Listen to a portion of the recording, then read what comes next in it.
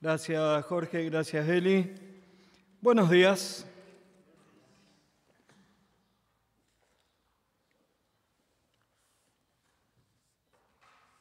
Un gozo estar esta mañana nuevamente en la casa del Señor para poder aprender de su palabra y para alabarle. Estaba pensando en cómo somos nosotros cuando amamos a alguien, ¿no? Nunca me costó, y Ali puede dar testimonio de eso, cuando nos pusimos de novio, ir hasta su casa. Yo vivía en Torcuato, ella vivía en Los Troncos de Talar, y aunque no es lejos, nunca me costó ir hasta su casa para estar un día con ella. Nunca me costaba acompañarle el domingo después del culto. Teníamos el culto a la tarde, entonces íbamos después del culto. Y había un inconveniente. Los colectivos que vienen de Pacheco para Torcuato a las 12 de la noche dejaban de funcionar. Entonces muchas veces tuve que pasar de largo hasta Panamericana y 197 y de ahí tomarme un colectivo hasta 202 y Panamericana. Y era un sacrificio terrible para mí. Se pueden imaginar, estaba enamoradísimo. Entonces no me costaba nada. Cuando tenemos hijos, amamos a nuestros hijos y le damos todo lo que es mejor para ellos. Los cuidamos cuando hay algo que les puede hacer mal, porque los amamos. Y les damos todo lo que le puede hacer bien y tratamos de ayudarles y de acompañarlos mientras están estudiando. Es más, cuando mi hija Florencia, ya grande, estaba por empezar a estudiar en la facultad, nosotros le dijimos, mientras nosotros podemos, queremos ayudarte en que vos solamente te dediques a estudiar. Si en algún momento no podemos, te decimos y vas a tener que disminuir las horas de estudio y empezar a trabajar. ¿Por qué? Porque queríamos que ella comience esa carrera y pueda ir estudiando todo lo que tenía que estudiar, pues sabemos que si trabajás y estudiás en la facultad, los tiempos son muchos más largos, ¿no es cierto? O sea, lo que podrías hacer quizás una carrera que podrías hacer en 4 o 5 años, terminás haciéndola en 7 u 8 porque tenés que trabajar, tenés que ir a la facultad, tenés que estudiar para rendir, es un montón de cosas. Entonces, ¿pero por qué lo hicimos? ¿Porque no queríamos que trabaje? No, porque simplemente amamos a Florencia y queríamos que ella pueda dedicarse a lo que quería hacer. Con los nietos no pasa eso, ¿no? Los que tenemos nietos sabemos. Papá y mamá dicen, no puede comer chocolate. No le damos chocolate, ¿no es cierto? Hacemos todo lo mejor para ellos porque los amamos, tratamos de darle todo lo mejor, tratamos de hacer las cosas que más le gustan. Y así es el Señor con nosotros. Él nos ama. Eso comenzamos a verlo. Bueno, lo sabíamos, pero comenzamos a verlo acá en el libro de Efesios. Cuando empezamos a estudiar Efesios, comienza Pablo diciendo, nos bendijo con toda bendición espiritual. ¿Por qué? Porque nos amó. Simplemente porque nos amó. Porque nos escogió, porque nos eligió, porque nos predestinó. ¿Se acuerdan que lo estudiamos eso? Desde antes de la fundación del mundo. Y hoy, en el pasaje que nos toca estudiar de Efesios, vamos a estudiar desde el versículo 7 hasta el versículo 14, vamos a ver algunas cosas que el Señor nos da porque tanto nos amó. Porque tanto nos amó. Vamos a seguir viendo la demostración de ese amor del Señor. Vamos a leer el pasaje, pero voy a invitarles a que leamos desde versículo 3. Vamos a leer desde versículo 3 para ir leyendo todo el contexto de lo que vamos a estudiar hoy. Versículo 3, capítulo 1, versículo 3 de Efesios dice, Bendito sea el Dios y Padre de nuestro Señor Jesucristo, que nos bendijo con toda bendición espiritual en los lugares celestiales en Cristo, según nos escogió en Él antes de la fundación del mundo, para que fuésemos santos y sin mancha delante de Él, en amor, habiéndonos predestinados para ser adoptados hijos suyos por medio de Jesucristo, según el puro afecto de su voluntad, para alabanza de la gloria de su gracia, con la cual nos hizo aceptos en el amado, en quien tenemos redención por su sangre, el perdón de pecados, según las riquezas de su gracia, que hizo sobreabundar para con nosotros en toda sabiduría e inteligencia, dándonos a conocer el misterio de su voluntad, según su beneplácito, el cual se había propuesto en sí mismo de reunir todas las cosas en Cristo en la dispensación del cumplimiento de los tiempos. Así las que están en los cielos como las que están en la tierra. En Él, asimismo, tuvimos herencia, habiendo sido predestinados conforme al propósito del que hace todas las cosas según el designio de su voluntad, a fin de que seamos para alabanza de su gloria, nosotros los que primeramente estábamos en Cristo, en Él también vosotros, habiendo oído la palabra de verdad, el evangelio de vuestra salvación, y habiendo creído en Él, fuisteis sellados con el Espíritu Santo de la promesa, que es las arras de nuestra herencia, hasta la redención de la posesión adquirida para alabanza de su gloria. Señor y Padre nuestro, queremos agradecerte, Padre amado, por tu palabra. Queremos agradecerte por lo que nos quieres enseñar en esta mañana. Rogamos que obres en nuestras vidas, que trabajes en nuestras vidas, que podamos, Señor, honrarte y glorificarte en todo. Que lo que aprendamos, Señor, podamos ponerlo en práctica, pero también podamos enseñarlo a otros, Señor, que van a ir creyendo en ti. Rogamos que obres grandemente en nuestras vidas, en el nombre de Cristo Jesús. Amén. Pablo va a decir acá en versículo 7, hablando del Señor Jesucristo, en quien tenemos redención. La primera muestra de ese amor que vemos acá en este párrafo está en versículo 7 y en versículo 8.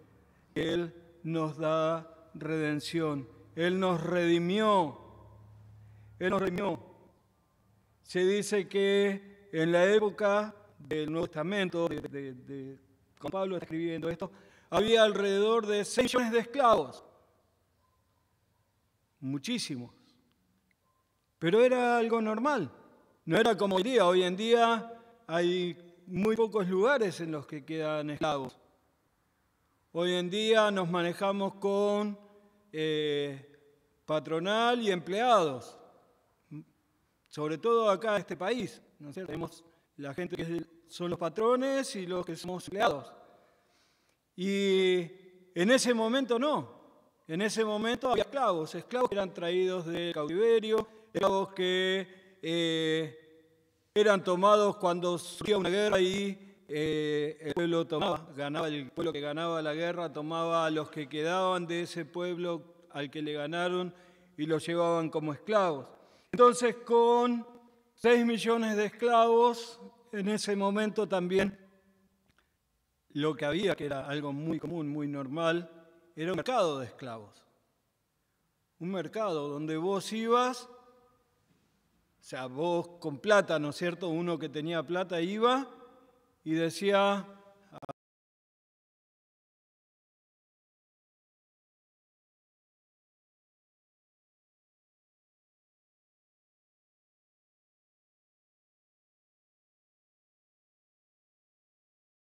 voy a ver, este me va a servir para lo que tengo que hacer, así que lo compro. Esta señora me va a servir para que críe a mis hijos, la compro. Esta otra va a servirme para que cocine en casa, la compro. Era algo normal. Era como nosotros vamos hoy al súper de la esquina y compramos un agua mineral. Ellos compraban esclavos. Era algo muy común en ese momento. Algunos los alquilaban.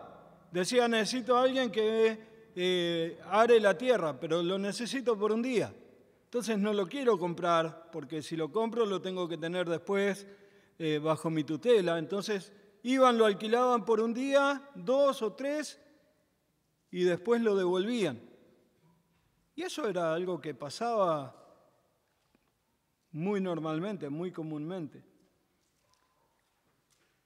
Y había otros que lo que hacían era, vos quizás habías trabajado como esclavo para alguien por un alquiler que le había hecho, o quizás por algún tiempo había sido un esclavo de ese hombre o de esa mujer, y ellos iban, te compraban y después te dejaban libre. Después te dejaban que vos hagas tu vida en libertad.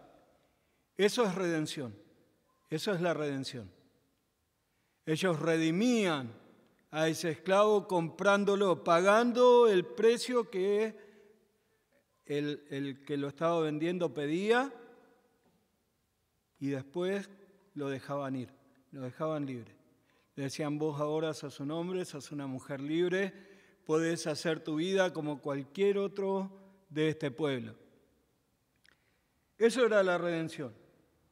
Ahora, para ser redimido, lo primero que había que hacer era ser un esclavo.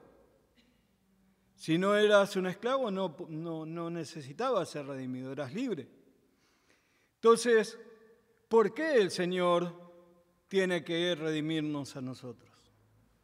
¿Por qué el Señor tiene que enviar a su Hijo a que con su sangre pague el precio por nosotros? Bueno, me estoy adelantando a algo que hoy viene después en el mensaje, pero Él nos tenía que redimir. Él nos tenía que redimir. ¿Por qué? Porque somos esclavos del pecado. Porque como seres humanos somos esclavos del pecado. Romanos capítulo 6, versículo 6 dice, sabiendo esto, que nuestro viejo hombre fue crucificado juntamente con él para que el cuerpo del pecado sea destruido, a fin de que no sirvamos más al pecado. A fin de que no sirvamos más al pecado. ¿Por qué? Porque éramos esclavos del pecado. Porque el pecado se enseñorea de nosotros, como el Señor le dijo a Eva y le dijo a Adán en el huerto del Edén, si ustedes comen de ese fruto que está en medio del huerto, van a morir. Y el pecado ahora ya pasa a sus vidas y pasa a nuestras vidas. Somos esclavos del pecado, el pecado nos gobierna, el pecado hace que nosotros hagamos lo que Satanás quiere que hagamos, lo que el pecado quiere que hagamos. Ninguno de nosotros tiene dominio de su propio cuerpo fuera del Señor. Nos gusta mentir, nos gusta robar, nos gusta engañar, nos gusta hacer un montón de cosas que están prohibidas por el Señor. Y lo hacemos con placer. Nos gozamos, nos gloriamos en lo que hacemos. Yo veo a mis compañeros de trabajo engañando a sus esposas y floreándose dentro de la fábrica, diciendo a los demás compañeros, yo hago esto y hago esto otro y salgo con tantas mujeres y hago esto. ¿Por qué? Porque creen que está bien, porque creen que es lo mejor. O se emborrachan los jóvenes que salen al baile el sábado y se emborrachan y después vienen y lo cuentan como una gran hazaña. Me tuvieron que llevar a casa porque no podía volver solo. ¿Por qué? Porque sos esclavo del pecado. Porque ese joven es esclavo del pecado y no tiene la más mínima idea de lo que está bien y de lo que está mal. También, allí en capítulo 6, en versículos 16 y 17 de Romanos, Pablo dice: ¿no sabéis que si os sometéis a alguien como esclavos para obedecer, sois esclavos de aquel a quien obedecéis, sea del pecado para muerte, o sea de la obediencia para justicia? Pero gracias a Dios, que aunque erais esclavos del pecado, habéis obedecido de corazón a aquella forma de doctrina a la cual fuisteis entregados. Claramente el Señor nos dice: somos esclavos del pecado. Somos esclavos del pecado. No hay ninguna duda, no cabe ninguna duda de que cuando no tenés a Cristo en tu corazón, querés hacer todo lo que tu cuerpo te pide, todo lo que tu carne te pide, todo lo que el Señor dice es pecado, está prohibido. Eso querés hacer, eso te gusta hacer, eso buscás hacer. Hebreos en el capítulo 2, versículos 14 y 15 dice: así que por cuanto los hijos participan de la carne y sangre, él también participó de lo mismo, para destruir por medio de la muerte al que tenía el imperio de la muerte, esto es, al diablo, y librar a todos los que por el temor de la muerte estaban durante toda la vida sujetos a servidumbre, sirviendo a Satanás, haciendo pecado, cometiendo pecado, sin ningún problema, es lo más normal, es lo más común. Es como: tengo que respirar para poder vivir, tengo que pecar porque me gusta, porque es algo que me produce placer. El Señor Jesucristo mismo lo enseñó diciendo en Juan 8:34: de cierto os digo, que todo aquel que hace pecado, esclavo es del pecado. Esclavo es del pecado. La palabra del Señor no deja ninguna duda de que éramos esclavos del pecado. Si no creíste en Cristo como Salvador todavía, sos esclavo del pecado. El pecado te domina, el pecado te esclaviza. Es como cualquier adicción. Nosotros llamamos a algunas cosas adicción, pero el pecado es toda adicción. Es un adicto el que se droga, es un adicto el que consume alcohol, es un adicto aquel que no puede dejar de jugar. Pero ¿y el que miente? ¿Y no puede dejar de mentir? ¿El que engaña y no puede dejar de engañar? Son todas adicciones que tenemos al pecado que nos gobernó y que nos esclavizó por años.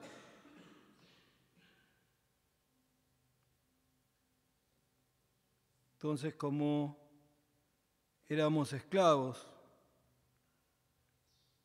necesitábamos que alguien haga algo por nosotros. Si no, íbamos a morir y íbamos camino a el infierno por ser esclavos del pecado, como pasa a cualquiera que no ha creído en Cristo como Salvador. Entonces, el Señor también, como vimos ya en los pasajes anteriores, habiéndolo predestinado desde antes de la fundación del mundo, habiendo planificado todo desde antes de la fundación del mundo, nos dio a su Hijo. Nos dio a su Hijo. envió a su Hijo para pagar el precio que costaba mi libertad, el precio que costaba tu libertad. Él nos dio a su Hijo para librarnos de esa esclavitud. Juan 3:16. Porque de tal manera amó Dios al mundo que ha dado a su Hijo unigénito, para que todo aquel que en él cree no se pierda, mas tenga vida eterna. Él dio a su Hijo. Gálatas 4 y 5.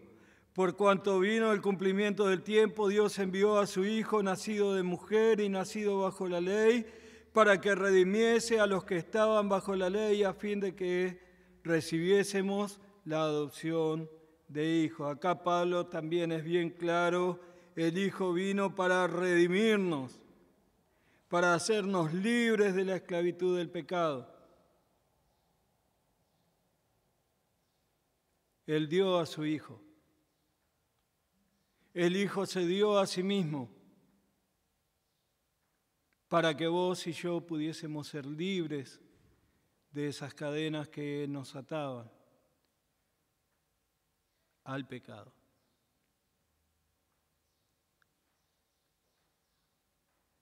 Primera de Juan, capítulo 4, versículo 9, dice: en esto se mostró el amor de Dios para con nosotros, en que Dios envió a su Hijo unigénito al mundo para que vivamos por Él.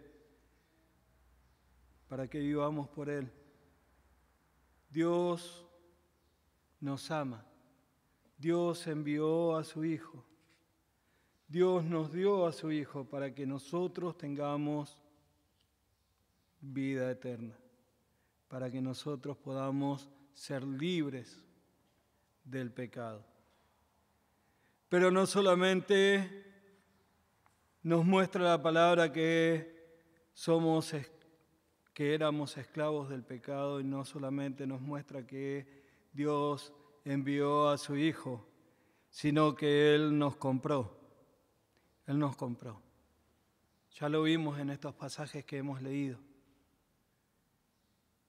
Él nos compra de ese mercado de esclavos en el que estábamos para liberarnos.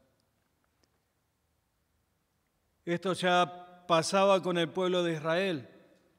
En la ley, el Señor, en Levítico, en el capítulo 16 y en el capítulo 7, habla acerca de la expiación. Para la expiación, el sumo sacerdote que entraba una vez al año al lugar santísimo, en ese momento él tomaba 2 carneros. Uno para sacrificarlo y el otro para liberarlo. A uno que era escogido mediante echar suerte, lo sacrificaban. Era sacrificado y esa sangre era derramada por el pueblo. ¿Por qué? Si el pueblo hacía sacrificios constantemente. Porque a veces el pueblo se olvidaba de algunos de sus pecados y entonces una vez al año el sumo sacerdote entraba allí y ponía delante del Señor ese carnero que era sacrificado para perdonar a todo el pueblo los pecados que quizás no hubiesen confesado. Pero así como ese carnero era sacrificado, el otro carnero era liberado, enviado al desierto para que esté lejos. Esos pecados eran enviados lejos. Ese era el significado, eso era lo que quería decir ese día, lo que festejaban en ese día. Ese día, quizás lo han escuchado nombrar porque se llama Yom Kippur, que aún hoy en día el pueblo judío lo festeja, lo celebra, porque es el día de la expiación, es el día en que el Señor perdona todos los pecados de su pueblo. Y Los pecados eran enviados, eran liberados. Se utiliza una palabra muy interesante así en Levítico, que es la palabra azazel. Y el significado de esto era que el macho cabrío se llevaba lejos los pecados. Entonces, por un lado teníamos al Señor perdonando los pecados y por otro lado un macho cabrío que era alargado, era suelto, era liberado para llevarse lejos los pecados. Y eso es lo que hace el Señor con nosotros. Eso es lo que hace el Señor con nosotros. Nos perdona todos nuestros pecados y los olvida. Los olvida, ya no los ve más, ya no los recuerda más. Por eso Juan nos dice que si confesamos nuestros pecados, Él es fiel y Él es justo para perdonar nuestros pecados. Vos ya creíste en Cristo como Salvador, Él ya te perdonó, Él ya te redimió, Él ya te compró, ahora sos suyo. Es como cuando un hijo tuyo hace algo mal y viene y te dice, perdóname, me equivoqué, no tendría que haber hecho esto. Es como cuando nosotros hacemos algo en contra de uno de nuestros hermanos y le decimos, perdóname, no tendría que haber hecho esto. El Señor ya nos perdonó y ahora quiere perdonarnos cada vez que vamos a Él confesando nuestros pecados.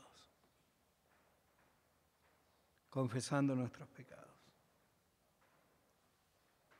La conclusión a esto es que el Señor nos compró.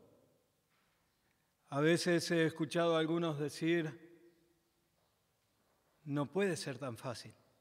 Simplemente tengo que creer, creo y ya está, no tengo que hacer nada, no tengo que cumplir un rito, no tengo que ir todos los domingos a la iglesia, no tengo que hacer una caminata a cierto lugar. Eso no cuesta nada, no puede ser tan fácil. Bueno, sí, tuvo un costo y un costo muy grande. El Señor Jesucristo, el que no hizo pecado, el que no se halló engaño en su boca, dio su vida, entregó su vida para que nosotros fuésemos comprados de la esclavitud del pecado. Y si estás viendo la transmisión, si estás escuchándonos, Dios dice que todos somos pecadores, Dios dice que la paga del pecado es la muerte, pero Dios quiere darte vida eterna, Dios quiere que vos llegues a la salvación. Cristo murió para darte perdón de pecados y para darte vida eterna. Solamente tenés que confesar que sos un pecador o una pecadora y aceptar la obra que Cristo hizo en la cruz del Calvario por vos. Y Él va a darte vida eterna. El Señor nos libró.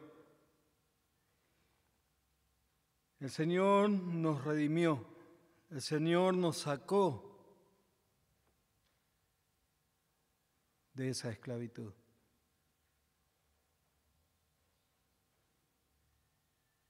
Y nos dice en Gálatas capítulo 5, versículo 1, que hemos estudiado hace muy poquito, estad pues firmes en la libertad con que Cristo nos hizo libre. No estéis otra vez sujetos al yugo de esclavitud.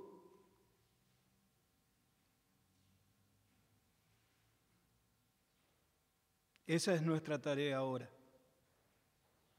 Ese es nuestro trabajo ahora. Él ya nos libertó. Ahora tenemos que vivir como verdaderamente libres que somos. Ya somos libres. Ya no tenemos cadenas que nos sujetan al pecado. El pecado no tiene señorío sobre mi vida. El pecado no puede dominarme. ¿Por qué? Porque soy libre en Cristo. ¿Por qué? Porque el Señor rompió esas cadenas que me ataban al pecado y me hizo libre.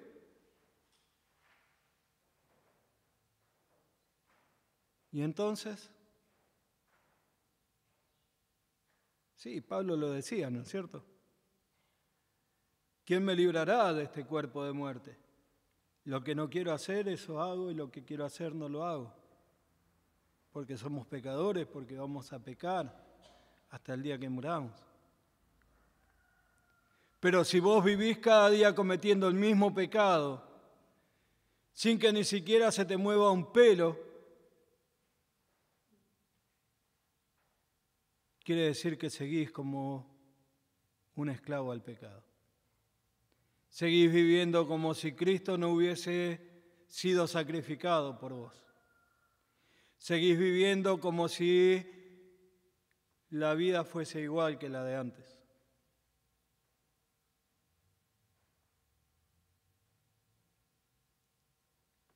El Señor ya fue sacrificado, el Señor ya te libertó. El Señor quiere que vos vivas una vida que no está sujeta al pecado. Porque el Espíritu de vida en Cristo Jesús me ha librado de la ley del pecado y de la muerte, dice Pablo en Romanos capítulo 8. Me ha librado de la ley del pecado y de la muerte. Somos libres, hermanos. No tenemos que someternos al pecado. No tenemos que dejar que el pecado se enseñoree de nosotros. No tenemos que dejar que el pecado y que Satanás diga, vos no podés vivir sin hacer esto. Sí que podés vivir. Sí que podés vivir. Y yo he visto, y seguramente algunos de ustedes también, hombres y mujeres que estaban esclavizados a la droga y que han sido liberados y que nunca más volvieron a consumir drogas. Hombres y mujeres que estaban esclavizados al alcohol y nunca más volvieron a consumir alcohol. ¿Por qué? ¿Porque de repente dijeron no quiero hacerlo más? No, porque el Señor los hizo libres. Porque el Señor te liberta de esos pecados y de cualquier pecado. Si vos tenías por costumbre mentir, el Señor te liberta de la mentira. El Señor te liberta de la mentira y puede producir en vos ese cambio que haga que no mientas más. Ahora, si vos seguís mintiendo, seguís viviendo como si fueses todavía esclavo del pecado. Como si después de estar revolcándote en el barro, te pegás un baño pero volvés a ensuciarte. Volvés a ensuciarte. Volvés a ese barro. Volvés a lo que te gustaba. Y no tiene que ser así. Somos libres. El Señor nos hizo libres. El Señor pagó un precio altísimo para que vos y yo seamos libres, para que nosotros seamos libres. El Señor nos redimió. El Señor nos redimió. ¿Por qué? Por amor. Por amor. Simplemente. Fíjate cuánto que nos amó.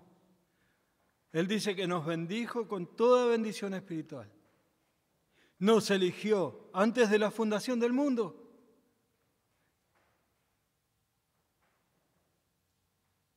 Él te redimió por amor. Él te redimió por amor. Versículo 9. Dice, dándonos a conocer el misterio de su voluntad, según su beneplácito, el cual se había propuesto en sí mismo de reunir todas las cosas en Cristo en la dispensación del cumplimiento de los tiempos, así las que están en los cielos como las que están en la tierra.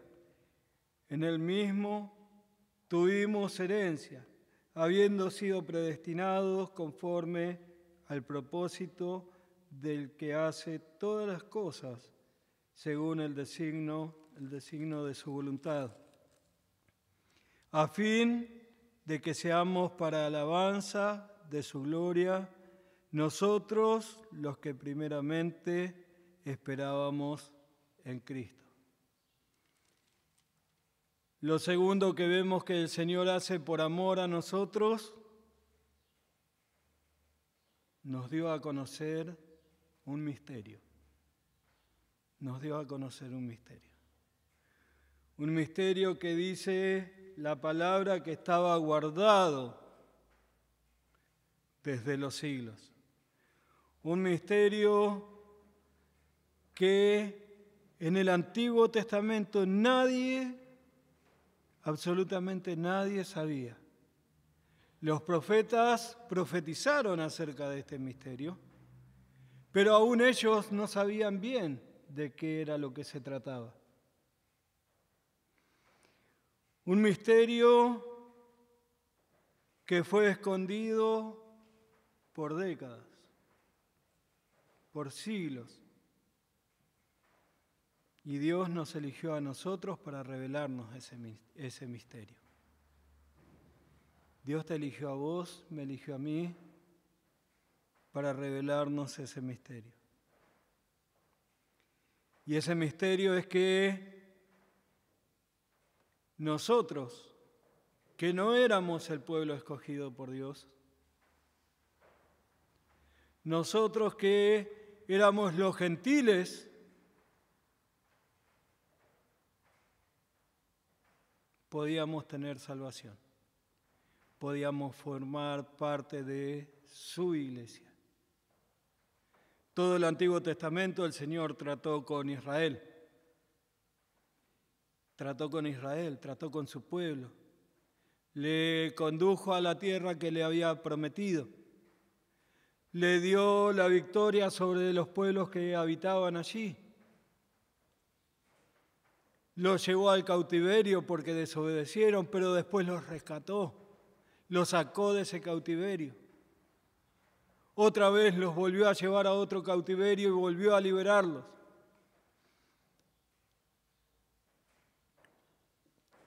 Y el trato del Señor era pura y exclusivamente con el pueblo de Israel. Todas las promesas que encontramos en el Antiguo Testamento fueron dadas al pueblo de Israel. Israel era el pueblo escogido por Dios, es el pueblo escogido por Dios.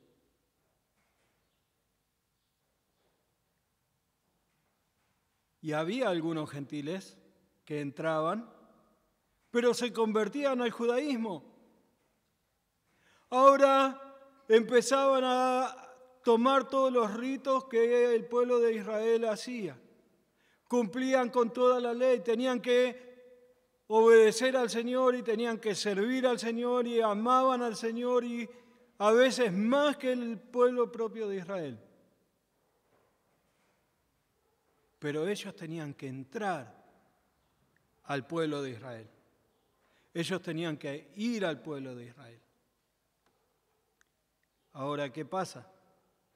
¿Por qué de repente ese cambio? ¿Por qué ahora el Señor deja de tratar con el pueblo de Israel para comenzar una iglesia que va a estar formada por judíos y gentiles? Juan capítulo 1, versículo 12, un versículo muy conocido, dice, a los suyos vino, mas los suyos no le recibieron. Israel rechazó. Él vino para salvar a su pueblo. Él vino para rescatar a su pueblo, como lo había prometido. Pero Israel lo rechazó.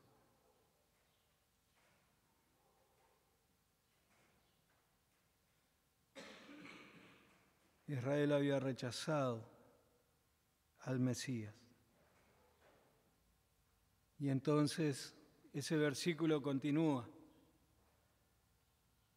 y dice: mas a todos los que le recibieron, a los que creen en su nombre, les fue dada la potestad de ser hechos hijos de Dios. El Señor dice: yo vine a ustedes, Israel. Yo vine a ustedes para darle la salvación, el perdón de pecados, para cumplir todas las promesas que había prometido en todo el Antiguo Testamento. Pero ustedes lo rechazaron. Entonces, voy a tomar otro pueblo. ¿Se acuerdan? Lo estudiamos cuando estudiamos Pedro. Somos pueblo suyo, real sacerdocio, linaje escogido por Dios. ¿Quién? Nosotros, los gentiles, los que no pertenecemos al pueblo de Israel.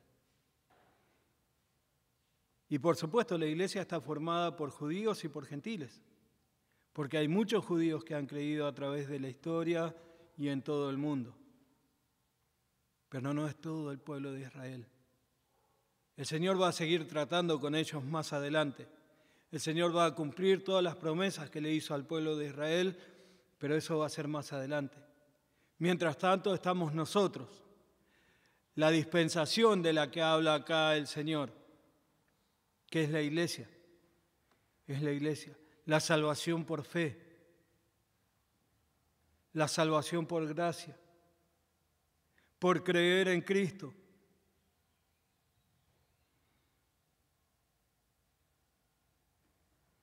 Romanos capítulo 11, versículos 25 y 26 dice: porque no quiero, hermanos, que ignoréis este misterio, para que no seáis arrogantes en cuanto a vosotros mismos, que ha acontecido a Israel endurecimiento en parte, hasta que haya entrado la plenitud de los gentiles. Pablo, que unos versículos antes dice: el anhelo de mi corazón, mi deseo para mi pueblo es que sean salvos, es que Israel sea salvo, que todo mi pueblo pueda obtener salvación. Acá le está diciendo a los hermanos en Roma: pasó algo. El pueblo de Israel fue endurecido. Y por eso nosotros tenemos la posibilidad de estar siendo parte de la iglesia, de estar siendo parte de ese pueblo escogido. En el capítulo 16 de Romanos, en el versículo 25, dice: y al que puede confirmaros, según mi evangelio, la predicación de Jesucristo según la revelación del misterio que se ha mantenido oculto desde los tiempos eternos, pero que ha sido manifestado ahora, y que por la escritura de los profetas, según el mandamiento del Dios eterno, se ha dado a conocer a todas las gentes para que obedezcan a la fe. Para que obedezcan a la fe. Él nos dio a conocer ese Dios que estuvo oculto por miles de años, que nadie en el pueblo de Israel podía imaginar que había ocurrido o que iba a ocurrir. Que nadie en el pueblo de Israel podía pensar que los gentiles iban a ser parte del pueblo escogido de Dios. El Señor lo hizo así. El Señor lo hizo así simplemente, ¿por qué? Porque nos amó. Fíjense ahí en capítulo 3 de Efesios. Vayan conmigo ahí, a capítulo 3 de Efesios. Y aunque lo vamos a predicar en algún momento, creo que no en este año que viene, posiblemente, pero vamos a llegar a este pasaje. Desde el versículo 1 dice: por esta causa yo, Pablo, prisionero de Cristo, por vosotros los gentiles, si es que habéis oído de la administración de la gracia de Dios que me fue dada para con vosotros, que por revelación me fue declarado el misterio, como antes lo he escrito brevemente, leyendo lo cual podéis entender cuál sea mi conocimiento del misterio y el misterio de Cristo. Misterio que en otras generaciones no se dio a conocer a los hijos de los hombres, como ahora es revelada a sus santos apóstoles y profetas por el Espíritu. Que los gentiles son coherederos y miembros del mismo cuerpo, copartícipes de la promesa en Cristo Jesús por medio del Evangelio, del cual yo fui hecho ministro por el don de la gracia de Dios que me ha sido dada según la operación de su poder. A mí, que soy menos que el más pequeño de todos los santos, me fue dada esta gracia de anunciar entre los gentiles el Evangelio de las inescrutables riquezas de Cristo y de alcanzar a todos cual sea la dispensación del misterio escondidos desde los siglos en Dios, que creó todas las cosas, para que la multiforme sabiduría de Dios sea ahora dada a conocer por medio de la Iglesia a los principados y potestades en los lugares celestiales, conforme al propósito eterno que hizo en Cristo Jesús, nuestro Señor. Un misterio que primero dice acá este pasaje, fue escondido a los hombres. Pero terminando el pasaje nos dice, fue escondido a Satanás, fue escondido a sus huestes, fue escondido a... Ni los ángeles del Señor sabían de esto. Fue algo que el Señor en la Trinidad ya tenía planeado. Pero nadie, absolutamente nadie lo sabía. Y te fue revelado a vos y me fue revelado a mí. Por supuesto, hace un poco más de 2000 años, cuando los apóstoles comenzaron a predicar el Evangelio, cuando el Señor Jesucristo comenzó a predicar al pueblo de Israel, fue revelado, pero nosotros, hasta que creímos en Cristo, no teníamos idea de eso. No sabíamos nada de eso. Pero el Señor nos lo reveló a nosotros. Nos dio a conocer ese misterio. Se lo dio a su iglesia. Y vos sos la iglesia del Señor. Ese misterio te fue revelado a vos y me fue revelado a mí. Pero no solamente nos redimió, no solamente nos dio a conocer ese misterio, sino que dice versículos 13 y 14, en él también nosotros, habiendo oído la palabra de verdad, el evangelio de vuestra salvación, y habiendo creído en él, fuiste sellados con el Espíritu Santo de la promesa, que las arras de nuestra herencia hasta la redención, la posesión adquirida para alabanza de su gloria. El Señor nos selló con el Espíritu Santo. El Señor nos selló con el Espíritu Santo. El otro día decía, el sello era usado en la antigüedad como nosotros usamos hoy la firma.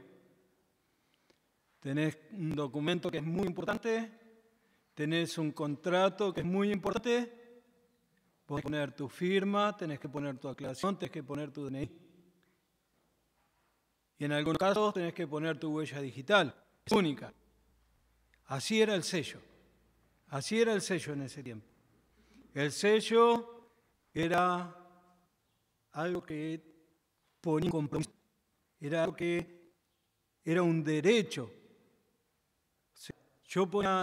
El sello era un nicho que tenían los poderosos, los que tenían dinero, los que podían comprar y vender, podían tener una autoridad. Y ese sello era puesto para lacrar, para sellar algo que ya no iba a tener vuelta atrás. Era para decir, esto ahora es mío. O esto es mío, en el caso del rey, esto es lo que yo decreto, esto es lo que hay que hacer. No se puede cambiar esta ley. Vamos a ver dos ejemplos de esto. En Jeremías, capítulo 32, versículos 8 a 14. Jeremías está hablando y dice, vino a mí Anamel, hijo de mi tío, conforme a la palabra de Jehová, al patio de la casa, y me dijo, compra ahora mi heredad que está en Anatot, en tierra de Benjamín, porque tuyo es el derecho de la y a ti te corresponde el rescate. Cómprala para ti. Entonces conocí que era palabra de Jehová, y compré la heredad de Anamel, hijo de mi tío, la cual estaba en Anatot, y pesé el dinero, 17 silos de plata. Y escribí la carta, y la sellé, y la hice certificar con testigos, y pesé el dinero en balanza. Tomé luego la carta de venta, sellada, según el derecho y costumbre, y la copia abierta, y la carta de venta a Baruch, hijo de Nerías, hijo de Masasías, delante de Anamel, hijo de mi tío, y delante de los testigos que habían escrito la carta de venta, delante de todos los judíos que estaban en el patio de la cárcel, y la orden a Baruch delante de ellos, diciendo, así ha dicho Jehová de los ejércitos, Dios de Israel, toma estas cartas de venta selladas, y esta carta abierta, y ponlas en una vajilla de barro para que se conserven muchos días. Jeremías estaba comprando la propiedad de su primo. Hizo la carta de compraventa, hizo la escritura y la selló. El sello ahora le daba a él la autoridad sobre ese terreno, sobre esa propiedad. Eso ahora pertenecía a él. Eso era ahora su propiedad. Y todos los demás lo podían saber. ¿Por qué? Porque ahí estaba su sello. Porque ahí estaba su sello. En el capítulo 8, versículo 8, dice esto. Escribid pues vosotros a los judíos como bien os pareciere en el nombre del rey y selladlo con el anillo del rey.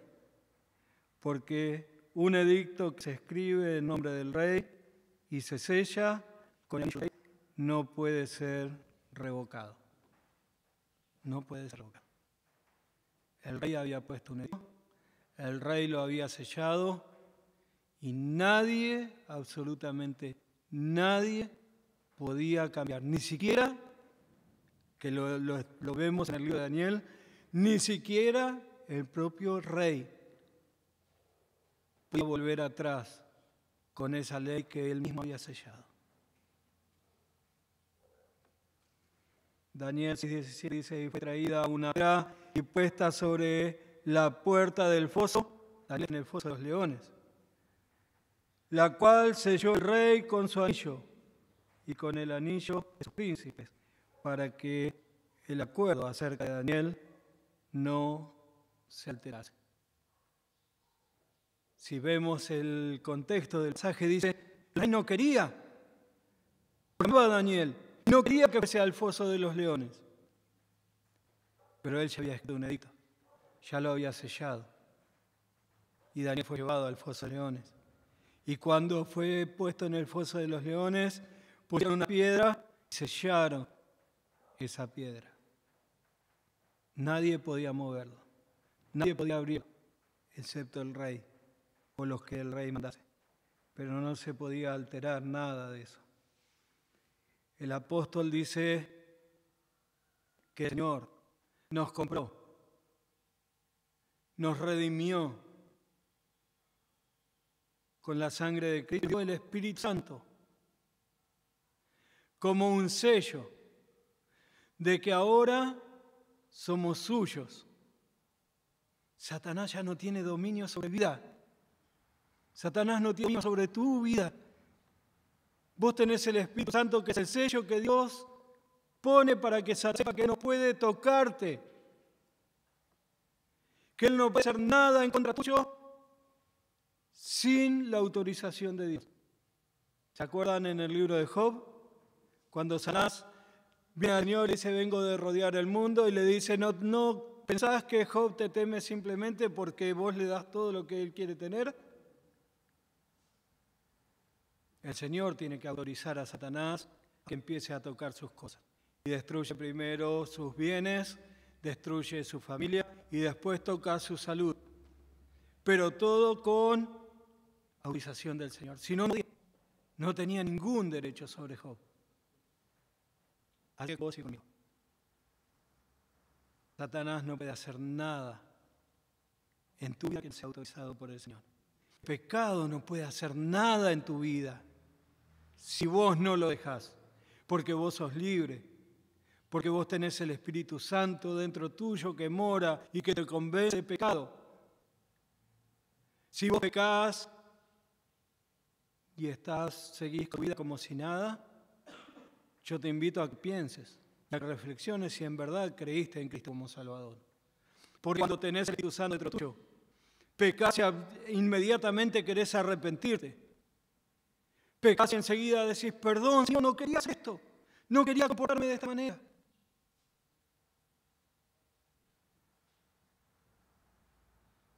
El sello del Espíritu Santo es la garantía de que somos hijos de Dios y que ya nada puede arrebatarnos de su mano. No entiendo cómo algunos piensan que pueden perder la salvación. Tenés el Espíritu Santo ya dentro tuyo. Es garantía de que nada ni nadie, algo irrevocable, como lo que leíamos en Esther, como lo que leíamos en Daniel. Algo que no puede ser cambiado. Ese sello que el Señor puso en tu vida y en mi vida. ¿Y qué lo hizo? Por amor. Lo hizo por amor. Lo hizo porque Él te ama, porque Él te eligió antes de la fundación del mundo, porque Él te destinó. Porque Él quiere que vos vivas una vida que dé pura y exclusivamente gloria a Él. El Señor nos redimió. El Señor nos mostró ese misterio que estaba escondido por siglos. El Señor nos selló con el Espíritu Santo. ¿Para qué? No hay un porqué. Es el amor que Él tiene para nosotros. Pero hay un para qué. Capítulo 1, versículo 6. Para alabanza de la gloria de su gracia. Versículo 12.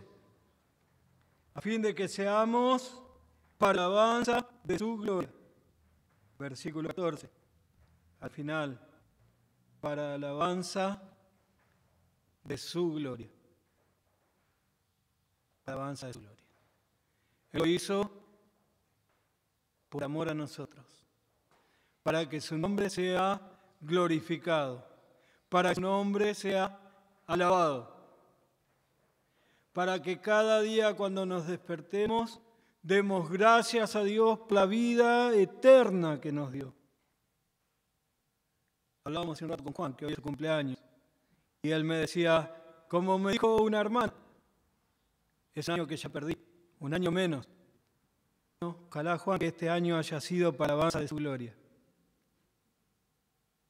Y que cada vez que nos toca arrodillarnos delante del Señor, inclinar nuestro corazón delante del Señor, sea para alabanza de su gloria. Él lo hizo para eso. Y Él nos redimió. Él nos dio a conocer el misterio. Él nos selló con el Espíritu Santo para la alabanza de su gloria. Te animo, hermano, te animo, hermana, a que tu vida sea para la alabanza de su gloria. Que cada día, que cada hora, que cada minuto, que cada instante estés dando la gloria a Dios con tu vida. Señor y Padre nuestro, queremos agradecerte, Señor, por esta epístola, por la carta a los Efesios.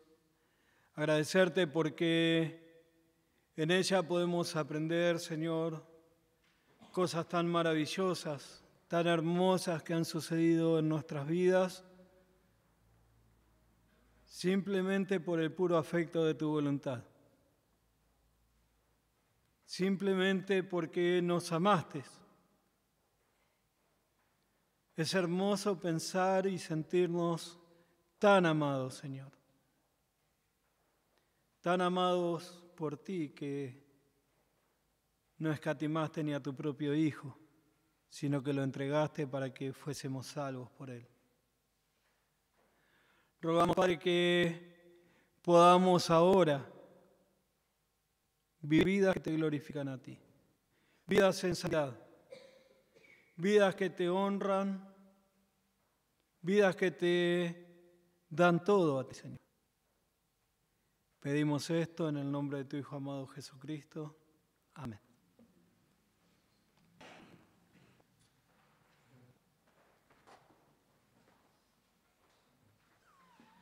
Muy bien, vamos a ponernos de pie, por favor, hermanos, para terminar cantando en esta mañana. Cristo vivo sigo.